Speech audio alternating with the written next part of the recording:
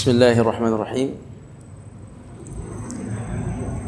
Assalamualaikum warahmatullahi wabarakatuh.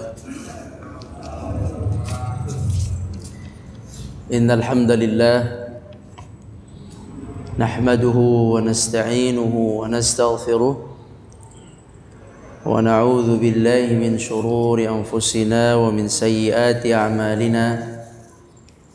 Man yahdihillahu fala mudilla lahu wa man yudlil fala hadiya lahu.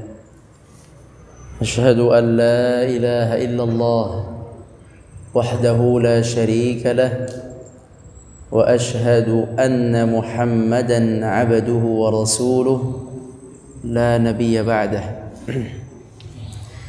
Allahumma salli wa sallim wa barik ala nabiyyina Muhammadin wa ala alihi wa sahbihi ajma'in. Kaum muslimin yang dirahmati Allah Subhanahu wa taala,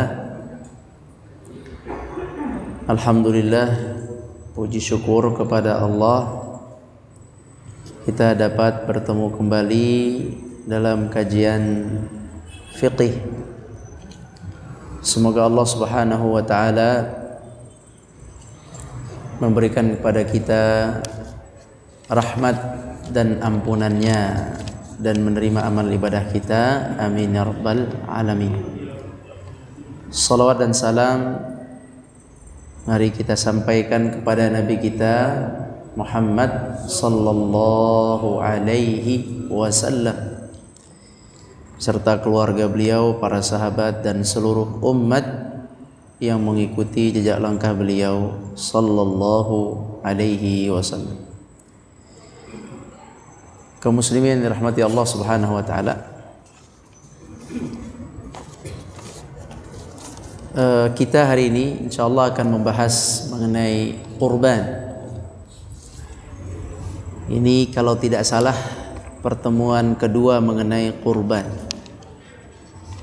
Sudah kita bahas kurban artinya mendekatkan diri, dari kata qarib, ya, karib, akrab gitu ya. Karib asalnya adalah qarib, akrab asalnya adalah aqrab.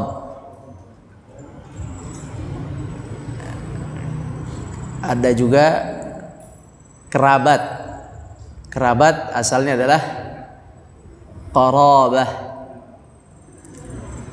Qarabah, qarib, akrab, qurban. Ini semuanya sama. Ini semua artinya dekat atau mendekatkan diri atau mendekat, ya, dekat atau lebih dekat atau mendekat. Maka ibadah kurban adalah ibadah kita mendekatkan diri kepada Allah Subhanahu wa taala. Kemudian juga kita sudah belajar hukum kurban. Hukum kurban adalah sunnah muakkadah. Apa hukumnya? Sunnah muakkadah. Ada wajib, yakni harus dikerjakan. Ada sunnah, yakni dianjurkan untuk dikerjakan, merugi jika ditinggalkan. Ada sunnah muakkadah, lebih dianjurkan.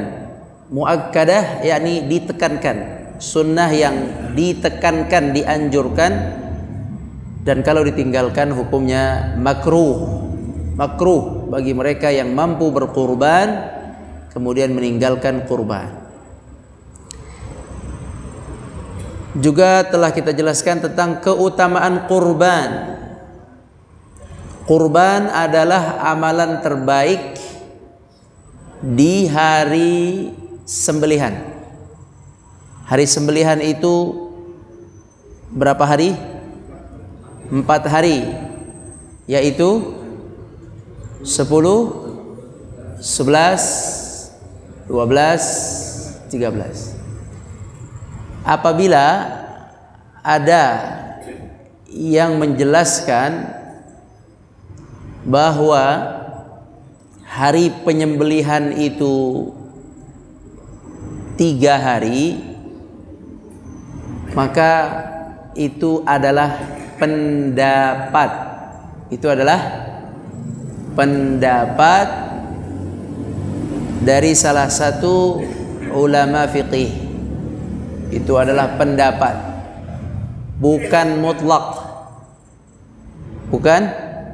Bukan mutlak. Ada sebagian dari ulama, wabil khusus madhab Ahmad rahimahullah, itu mengatakan waktu sembelih itu tanggal 10, 11, 12, berhenti di 12. Itu pendapat. Dan ada lagi satu pendapat yang kita pakai selama ini, yaitu sembelih itu bisa dari hari 10, 11, 12 dan 13. Jadi tidak perlu heran, tidak perlu nanti kaget atau bingung apabila nanti muncul di WhatsApp atau di media sosial ada yang menyampaikan dari salah satu ustadz kita atau guru kita yang menyampaikan bahwa hari penyembelihan hanya sampai tanggal 12. Itu pendapat, bukan hukum mutlak. Kita menggunakan pendapat yang menyebutkan bahwa hari tasyrik sampai tanggal 13 ya, 11, 12, 13. Kita pakai itu. Jadi kita 4 hari. Kata Nabi SAW, tidak ada amalan yang paling baik pada 4 hari itu daripada menyembelih hewan kurban atau mengalirkan darah kurban. Sesungguhnya kurban tersebut akan datang kepada pengkurban pada hari apa? Pada hari akhirat dengan qurun. Qurun itu tanduk dengan tanduk-tanduknya. Maka dianjurkan untuk membeli hewan kurban yang ada tanduknya. Ada hewan kurban yang bertanduk, ada yang tidak bertanduk. Ya, jadi Bapak Ibu sekalian, kalau beli hewan kurban yang bertanduk itu lebih sempurna daripada yang tidak bertanduk.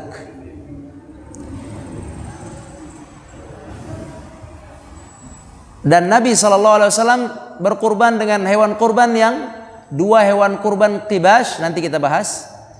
Kibas yang kabsyaini akranain, 2 kibas yang bertanduk ya. Ada hewan yang bertanduk, ada hewan yang tidak bertanduk.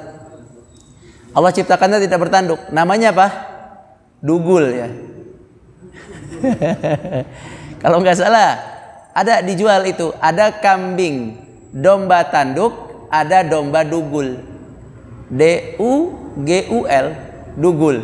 Nah, ada nama orang dugul? Nggak ada tanduknya. Jadi tanduk itu salah satu ya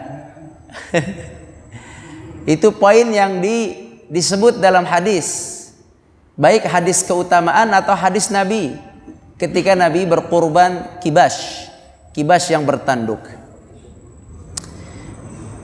Tanduk-tanduknya, kemudian bulu-bulunya dan kuku-kukunya akan mendatangi yang berkurban. Oke, mendatangi yang berkurban yang mana ini? Yang namanya muncul ya, yang namanya muncul, yang tidak potong kuku, tidak potong rambut ketika tanggal 1 sampai 10 Dzulhijjah, sampai disembelih kurbannya. Jadi akan datang kepadanya, kepada yang berkurban.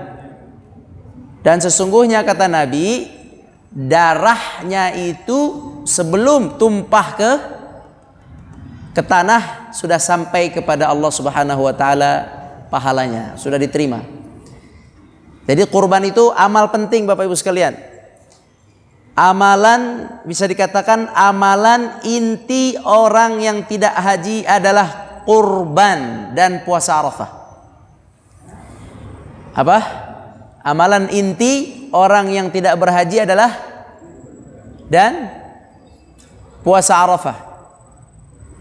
Puasa Arafah dan kurban. Ini dua amalan yang sejatinya diusahakan untuk diamalkan. Puasa Arafah itu dilakukannya setiap tahun atau tidak? Setiap tahun.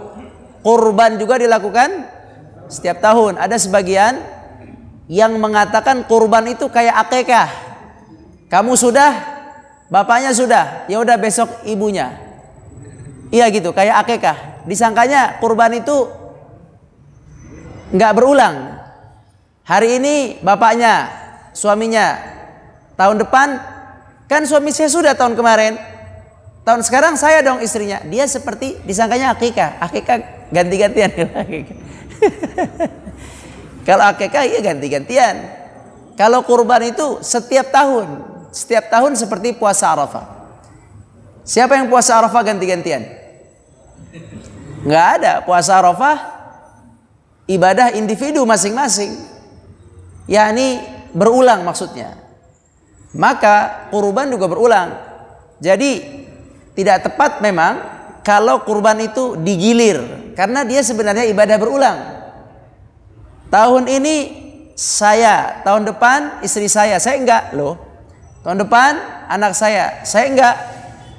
Nah ini mungkin perlu kita luruskan sekarang ya, pemahaman masalah nama yang berputar ini ya. Ya, nama yang berputar. Nanti kita bahas insyaallah. Jadi kurban itu kaum muslimin adalah ibadah yang berulang. Bagi siapa? Bagi yang tidak melaksanakan ibadah haji. Yang tidak melaksanakan ibadah haji, dia berkurban berulang. Tahun ke tahun. Nabi SAW pun melakukannya berulang. Nabi SAW berkurban selama kurang lebih 8 tahun. 8 kali sejak dianjurkan atau diturunkan syariat kurban. Tahun kedua hijrah, Nabi SAW berkurban sekitar 8 kali kurban, yakni berulang tiap tahun. Maka oleh itu kaum muslimin, ibadah kurban adalah ibadah yang sangat mulia bagi mereka yang tidak berhaji. Baik, kita sedikit jelaskan tentang kurbannya Nabi Sallallahu Alaihi Wasallam. Baik. Ana akan jelaskan di sini apa saja yang disembelih Nabi di saat hari raya Idul Adha dan hari Tasyrik. Baik. Ana jelaskan dulu bahwa Nabi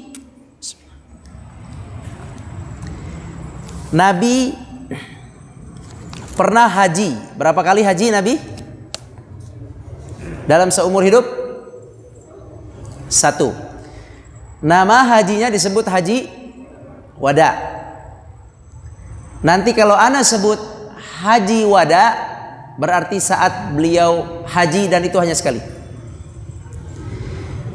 Kalau ana sebut di luar haji wada, di luar haji, berarti kejadiannya di Madinah. Bisa dipahami? Di sini kita akan cerita bagaimana Nabi menyembelih hewan di hari-hari penyembelihan. Kapan hari penyembelihan? 10, 11, 12, 13. Kalau orang yang tidak haji, tanggal 10 di mana? Di Indonesia. Orang yang tidak haji tanggal 10, orang Indonesia tidak haji tanggal 10 di Indonesia. Apa ibadahnya? Kurban sama salat Id. Orang yang haji tanggal 10 di mana? Yang udah haji. Yang udah haji. Tanggal 10 lagi di mana, Pak? Tanggal 10. Mana Bapak haji? Bapak haji? Di Arafah? Tanggal 10. Tanggal 10 wukuf? Di mana ayo? Wukuf. Mundur dikit, mundur. Tanggal 9 yang udah haji, di mana berada orang yang udah haji tanggal 9? Arafah. Tanggal 9 di Arafah. Ngapain di Arafah? Berdoa. Iya benar. Berdoa salah satu amalnya. Nama ibadahnya apa? Wukuf. Wukuf artinya berdiam diri, berhenti. Berhenti di situ. Seperti i'tikaf. I'tikaf berdiam diri, wukuf berhenti di situ, wukuf. Di antara amalnya doa. Orang yang haji wukuf.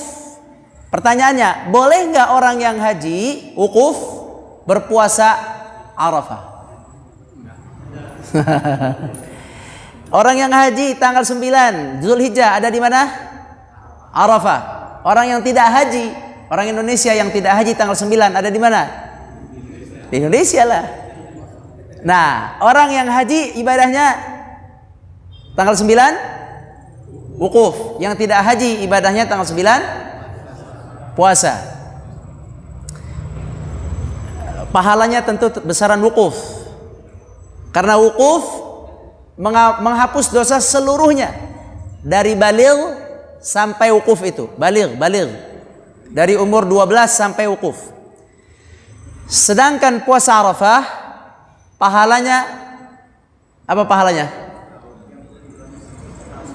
Naam, dapat ampunan 1 tahun yang silam dan 1 tahun yang akan datang. Kelebihannya orang yang wukuf itu penghapusannya ke depan setahun, tapi ke belakang hanya setahun. Ulangi ya. Orang wukuf kelebihannya ampunannya ke depan setahun, ini kelebihannya. Kalau ke belakang setahun. Ke belakang setahun, ke depan setahun. Yang lebih ke depan dia. Ada keutamaannya, dia ke depan loh. Penghapusannya ke depan. Belum terjadi udah ada penghapusan. Bagi yang puasa Arafah, setahun ke depan belum terjadi sudah ada penghapusan. Bagaimana tuh? Nanti dijelasin lah kapan-kapan. Tapi kalau wukuf orang haji, wukuf haji apa keutamaannya? Penghapusan saja ke belakang, dia nggak ke depan. Penghapusan ke belakang. Apa penghapusan ke belakang? Dari mulai baligh sampai saat itu. Banyakan mana Pak? Banyakan wukuf ya. Tapi kalau puasa ke depan dapat setahun penghapusan. Hah? Mau pilih yang mana? Dua-duanya. Hah? Ya, wukuf itu ampunannya saat itu sampai ke belakang seperti orang yang baru lahir. Tapi untuk ke depan setahun ke depan itu puasa Arafah. Artinya Allah kasih sebuah kebahagiaan bagi yang tidak haji. Jangan sedih. Puasalah. Puasa apa? Arafah. Ada kelebihan di situ bagi kita. Puasa Arafah adalah setahun ke depan penghapusan. Apa maknanya? Maknanya Bapak Ibu sekalian yang puasa Arafah, maka setahun ke depan apabila terjadi dosa dia akan istighfar, minta ampun kepada Allah. Dia akan terus beristighfar pada dosa-dosanya. Dosa kecil, dosa besar tidak akan terjatuh, dia hanya akan terkena dosa-dosa kecil dan dia akan terus istighfar. Diilhamkan istighfar setahun ke depan. Nah, itu makna setahun ke depan diampuni. Itu kelebihan puasa Arafah. Jadi nggak usah pesimis, terus ibadah. Alhamdulillah ada puasa Arafah. Di waktu yang sama, orang yang wukuf boleh nggak puasa Arafah? Ntar pingsan lagi. Secara hukum Nabi tidak puasa Arafah. Maka yang sahih adalah orang yang berhaji tidak berpuasa Arafah. Itu yang sahih. Maka apabila ada jamaah haji besok, saya mau puasa tanggal 9 saat wukuf, ngapain puasa Pak Arafah? Khata'. Maka itu pendapat yang tidak tepat dan tidak menjadi anjuran kaum muslimin dan para ulama puasa Arafah bagi yang haji. Sekarang tanggal 10, tadi berarti tanggal 9 ada di Arafah. Ayo ingat-ingat, dari Arafah pergi kemana? Tanggal 10 ke Mekah. Pak Haji mana Pak Haji? Pak Haji Muzdalifah. Muzdalifah, malamnya Muzdalifah. Muzdalifah itu malam, paginya nggak ada di Muzdalifah. Tanggal 10-nya kemana dari Muzdalifah? Mina. Tanggal 10 ada di Mina. Ada di Mina. Orang yang haji ada di Mina. Dia pasti ada di Mina tanggal 10 itu. Subuh jam 5, jam 6, jam 7 misalnya. Di Mina nih dia, jam setengah 7 misalnya. Dia pergi ke Masjidil Haram, mau ikut sholat. Mau ngapain? Masjidil Haram, saya mau sholat Id. Ya, misal. Dia pakai ihram, Masjidil Haram, ngapain? Mau sholat Id. Sama siapa? Sama Sudes. Woi.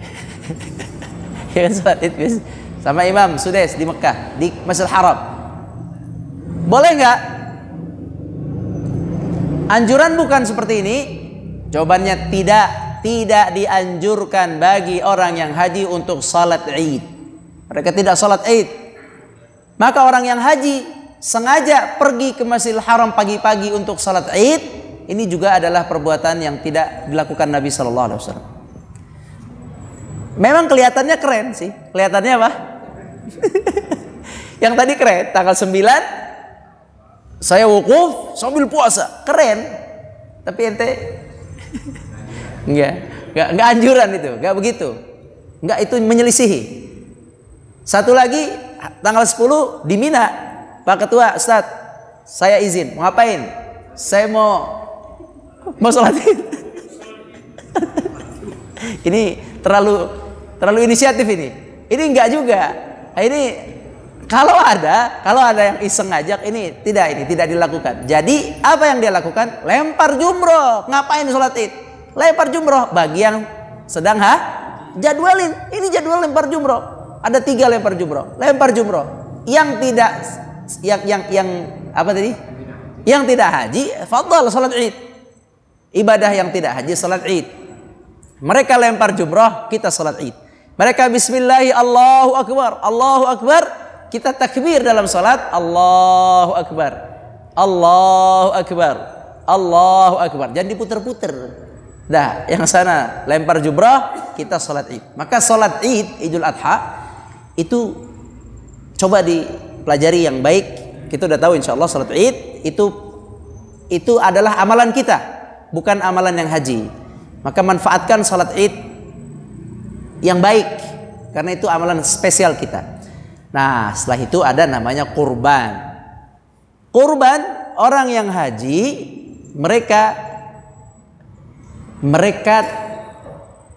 tidak berkurban, atau istilahnya adalah anjuran kurban bagi mereka tidak sekuat anjuran kurban bagi orang yang tidak haji, mukim.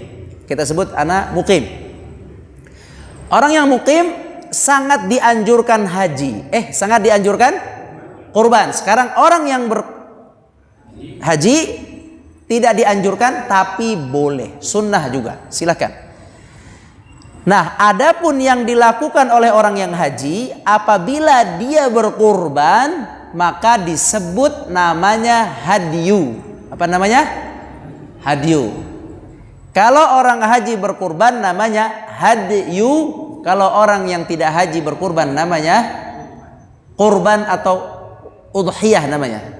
Kurban lah kita sebut, bahasa Indonesianya kurban atau udhiyah. Di sana hadyu, di sini kurban. Hadyu namanya di sana. Nah, Nabi sendiri gimana? Nabi sallallahu alaihi wasallam melakukan semuanya. Hadyu dilakukan, kurban juga atau udhiyah juga dilakukan.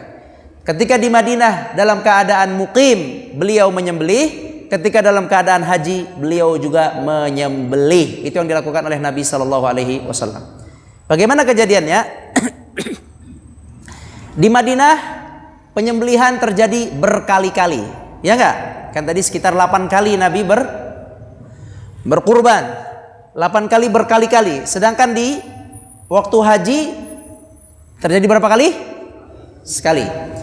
Adapun yang terjadi di Madinah, ketika Nabi sallallahu alaihi wasallam sedang di Madinah, Nabi sering di sini berkurban atau menyembelih dengan kambing. Ketika di Madinah yang disembelih kambing. Jenis kambingnya adalah, ingetin nih Pak, ini kambing mahal. Ada yang jual kambing gak sini? Ini kambing spesial, kalau Bapak mau cari kambing, cari yang begini. Dan pasti ada, dijamin ada. Dan harus domba. Kalau nggak domba nggak ada begini modelnya. Kambingnya Nabi SAW adalah namanya kibash. Apa namanya? Ya, kabashin. Kibash, kambing kibash. Kambing kibash adalah kambing domba besar.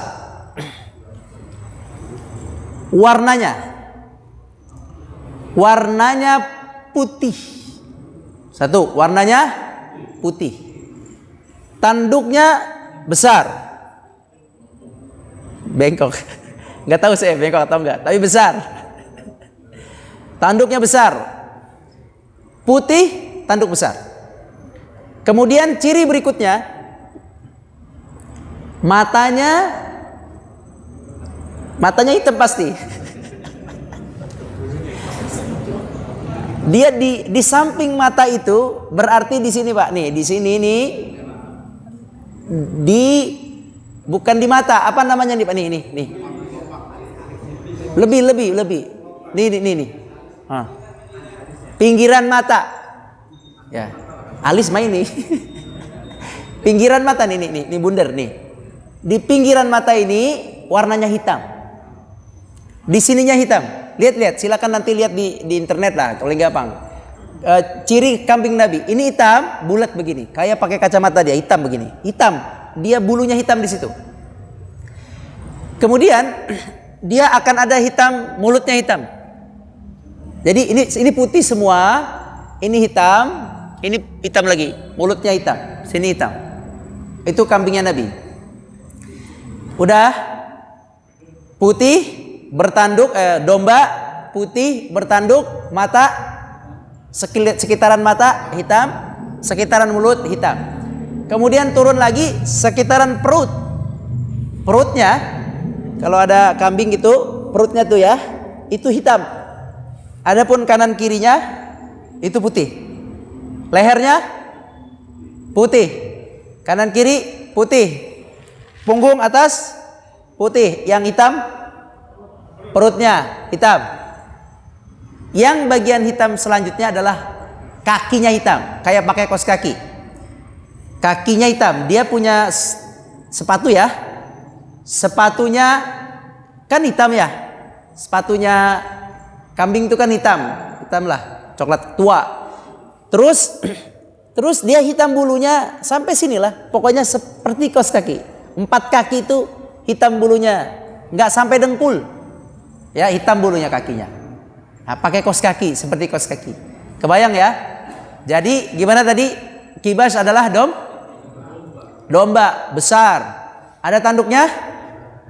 Jadi nanti kalau beli domba ada 2. Ya, saya pengalaman beli domba ada 2. Ada domba tanduk, ada domba dugul. Kalau domba tanduk berarti mendekat kepada punya Nabi. Kalau dugul ya nggak apa-apa, murah dikit. Dugul itu murah. Murah, bisa beda 200.000. Mau yang tanduk apa yang dugul? Bisa murah 200.000 atau 100.000, lebih murah. Jadi domba besar, tanduk, warnanya putih. Yang hitam mana? Perut, dari atas. Mata, mulut, perut, kakinya hitam. Sisanya semua putih. Ini yang dilakukan oleh Nabi SAW setiap tahun.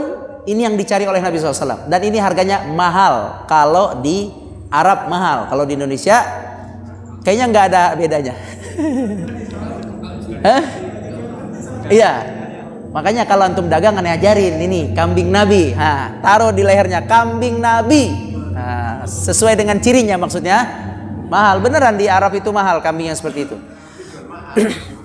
Memang karena Nabi berulang dengan ciri itu, Nabi berulang dengan ciri kambing itu senantiasa amlahain namanya, putih yang ada hitam-hitamnya.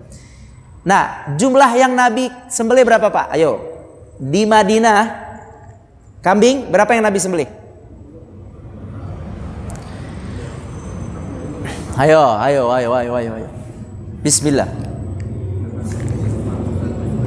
Enggak, yang di Madinah ini, yang kambing. Nabi menyembelih di Madinah biasanya begini. Hadza min Muhammadin wa ali Muhammad. Hadza min Muhammadin wa ummati Muhammad. Berapa jadinya? Ya, 2. Betul. Biasanya Nabi menyembelih 2. Atas namanya selalu Muhammad. Terus keluarga Muhammad.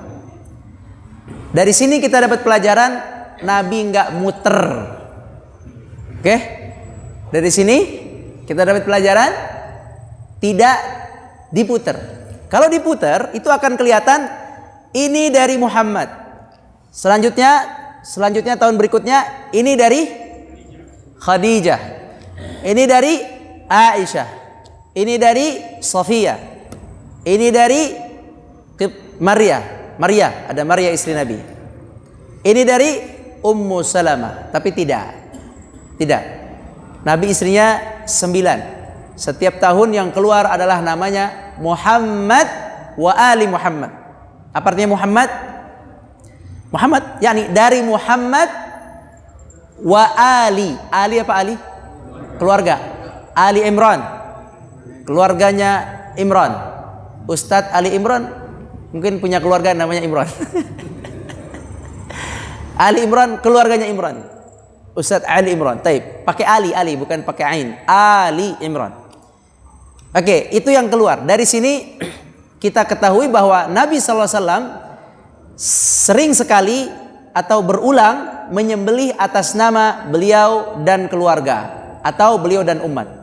Yang berikutnya itu di mana tadi? Di Madinah. Nah, sekarang kita pindah ke saat Nabi haji. Di Madinah berulang seperti itu. Sekarang saat Nabi haji namanya tadi kalau haji namanya hadyu. Apa namanya? Hadyu. Hadyu adalah hewan yang disembelih di saat orang haji atau dipersembahkan untuk jamaah haji, untuk Masjidil Haram. Sekarang Anda akan cerita hadyunya Nabi, oke? Anda akan cerita hadyunya Nabi. Apa tadi hadyu? Dilakukan saat haji, satu, atau dikirim untuk orang yang sedang haji di sana. Disembelih di Mekah, gitulah gampangnya. Jadi hadyu itu disembelih di Mekah. Baik oleh orang yang ibadah haji yang ngeluarin atau dari sini dikeluarkan untuk Mekah. Itu namanya hadyu. Saya akan cerita hadyu Nabi. Nabi SAW di hari penyembelihan beliau mengirim hadyu atau menyembelih hadyu. Ada kurang lebih ada tiga kejadian yang Nabi lakukan berkaitan tentang ini. Ya. Yang pertama, Nabi di Madinah. Hadis Bukhari Muslim. Nabi di Madinah, Nabi membeli unta. Kemudian unta-unta itu oleh beliau dikasih kalung. Kasih kalung penanda, Pak, ditandain. Setelah dikasih kalung tanda, kemudian ini juga pakai pisau. Dikasih tanda, keluar darah sedikit di punuknya, kasih tanda. Dan jumlahnya tidak satu, saya tidak tahu berapa jumlahnya. Tapi Nabi SAW mengalungi unta-unta tersebut dan menandai unta-unta tersebut. Kemudian Nabi SAW mengirimnya ke Makkah sedang beliau ada di Madinah. Ini kemarin ada pertanyaan bagaimana mengirim kurban atau penyembelihan keluar daerah. Nah, ini pernah dilakukan Nabi SAW tapi dikirimnya ke Mekah. Yang dilakukan Nabi dikirimnya ke Mekah disebut dengan istilah hadyu tadi. Apa hadyu? Yang disembelih di Makkah.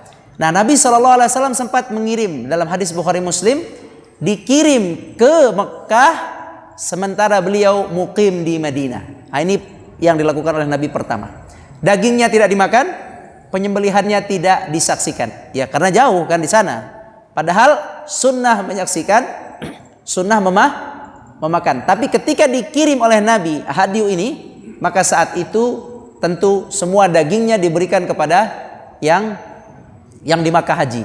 Dulu seperti itu, orang haji itu dikirimin unta atau kambing sebab dulu nggak ada catering, maka hadiu itu dulu berlaku. Sekarang kita ini jarang sekali hadiu karena di sana sudah kecukupan. Nah itu yang pertama. Jadi Nabi SAW mukim di Madinah mengirim unta. Ini yang pertama. Yang kedua Nabi berada di Makkah sedang haji. Nah ketika Nabi sedang haji ada dua yang dilakukan oleh Nabi. Ketika Nabi sedang haji, Nabi mengeluarkan hadiu 100 ekor unta. Berapa? 100 ekor unta. Jadi jangan pada bingung ya. Kok bisa? Bisa. Mana orang kaya di sini? Jangan bangga-bangga. 1 ton, cuman 1 aja, biasa aja dong. Iya, 1 ton cuma 1 ya gak? Cuma 1, biasa aja dong. Antar anda tempel nih hadis Nabi 100 onta, tempel yang besar. Jadi yang 1 ton biasa aja dong. Ya, 1 ton dikirim 5 kota. Saya punya 5 ton, 5 kota, biasa aja. Nabi 100. 100, nggak sombong lagi. Presiden 100 harusnya. Ya kan Nabi kan presiden saat itu. Ya, maaf ya, ini bukan urusan ini. Gak ada hubungannya. Tapi maksudnya orang kaya yang mampu nggak tanggung-tanggung langsung 100 onta. Saat itu Nabi sedang kaya raya. Allah berikan dari ghanimah perang Hunain. Nabi punya 4.800 onta. Disedekahkan sisa sekitar 100 itu disembelih oleh Nabi SAW. Itu setelah itu Nabi wafat. 100 ekor unta, 1 onta 50 juta, berapa harganya? 5M kurbannya. Masya Allah, ini baru kurban. Ya ini baru enak ini dengernya ini. Mas Eri kakak 100 ekor sapi. Waduh enak baru dengernya ini. Masya Allah. Bapak Fulan 1 ekor sapi. Biasa. Alhamdulillah. 100 ekor sapi. Masya Allah. Masya Allah itu. Nah itu yang terjadi. 100 ekor sapi. Di mana? Di Makkah. Saat haji wada. Apa yang dilakukan Nabi? Disembelih 63 oleh tangan beliau. 63 itu bukan gampang Pak. Nyembelih 63 ekor. Itu bukan tenaga biasa. 63. Siapa yang pernah nyembelih 63 ekor? Nyembelih itu capek ya, berat. Nyembelih sapi berat, nyembelih kambing gampang lah, sapi berat. Kalau nggak biasa kejang. Saya pernah juga, tapi berat sekali ya, masya Allah. Masya Allah. Nah, mungkin kalau unta lebih mudah karena begini saja kan, berdiri untanya, sat. Tapi 63 lumayan, tenaga juga. 63 dipotong oleh Nabi, meninggal beliau dengan umur tersebut. Sisanya Ali radhiyallahu anhu memotong. Banyakan sisa apa banyakan yang dipotong Nabi? Nah, Nabi yang lebih banyak, 63 dipotong disembelih oleh Nabi. Kemudian setelah disembelih, Nabi bilang, tolong ambil dari setiap unta, tadi berapa untanya? 100. Dari setiap 100 ambil potongan daging, masukkan ke dalam tungku yang sama.